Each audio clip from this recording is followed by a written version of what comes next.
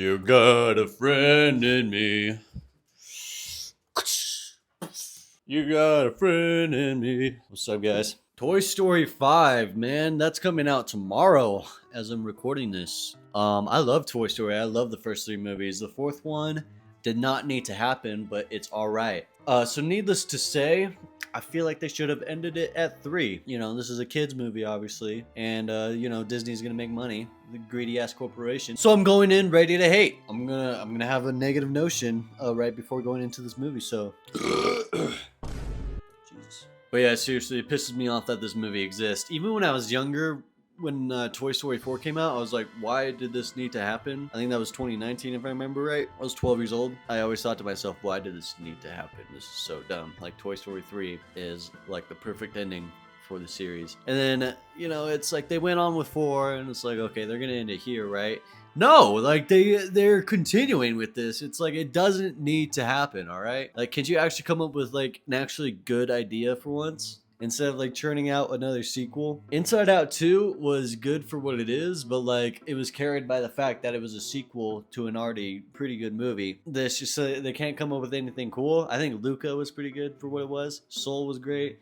But outside of that, like modern Pixar movies have been pretty not it. Like, my expectations with a Pixar movie, this is what I'm going into. If it has a good lesson, and if I would let my kids watch it and let them enjoy it, because I'm not going to waste their time putting them on some mid-ass shit. Turning Red's going to be forgotten, alright? It's just gone. But, like, The Incredibles, WALL-E, all the, like, first 3 Toy Stories, they're going to stand the test of time. Even Cars, as stupid as like a movie it is, it's still so fun and like kids enjoy it, and like even as an adult you can enjoy Cars. With modern Pixar movies, it just feels like it doesn't reach that threshold, and it's pretty disappointing. Oh, who knows, maybe they might just cook with this one. I already like the idea of the villain being an iPad, which I'm actually like interested to see what they're doing there. It's just like I'm gonna be very critical because they keep changing the ending of the series and doing unnecessary things with the story. If they do good with the villain, have a good message to tell, then I might just change my mind. So let's go watch it. You want the iPad? iPad went bye-bye. Okay. It's the worst Toy Story there is. Yeah, this movie did not need to happen, man. Like, it disappoints me, honestly. Let's start off with the very first thing that I had a problem with. It sympathizes with the villain, the technology, saying, oh, kids can enjoy technology and toys at the same time. You know, they can implement and play with toys and an iPad at the same time. That's what the message is by the end. But that's just simply not true. That is a lie.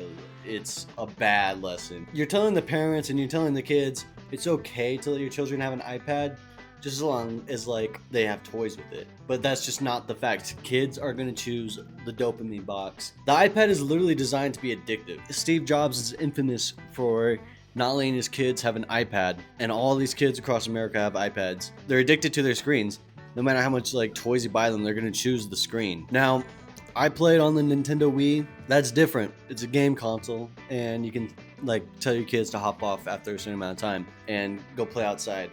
Like, I never had a problem with that shift, but as soon as I got an iPad when I was younger, I was glued to that screen, and that was around when I did stop playing with toys as much. iPads are way different and not for kids. So towards the end of the movie, the iPad realizes that Bonnie's not happy because she can't make friends unless she has an iPad, and these friends make fun of her for playing with toys and whatnot. And that's another lesson that should be taught in the movie. Just because they're kids in your neighborhood, like if they're bratty, if they're entitled, if they're a piece of shit to you, they're not your friend. Like, that's a critical lesson for kids to learn. If they are mean to you, don't be friends with them. I think the one good lesson is that Bonnie became friends with Blaze, that's her name if I remember right.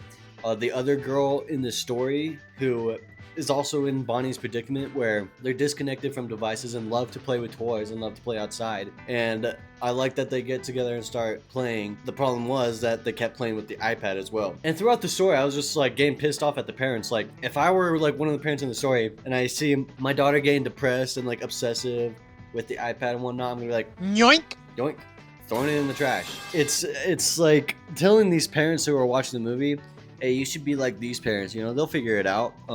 It's ridiculous. It's so immoral. I thought it was a terrible lesson. It was bad. The first three are phenomenal.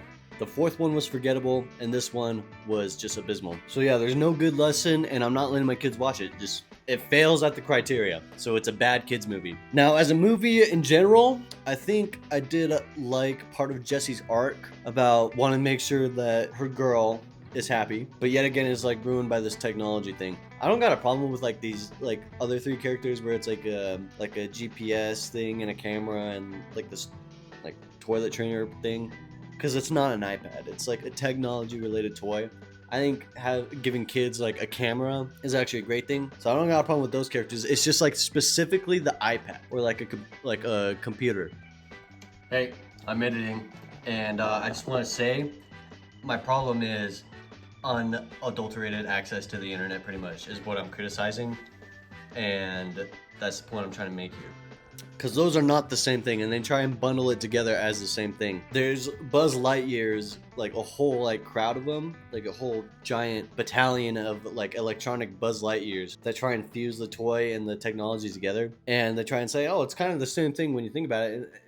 It's really not. It's just trying to convince you that this is normal for kids. But overall, I really did like the battalion of Buzz Lightyears. That was like pretty comedically funny.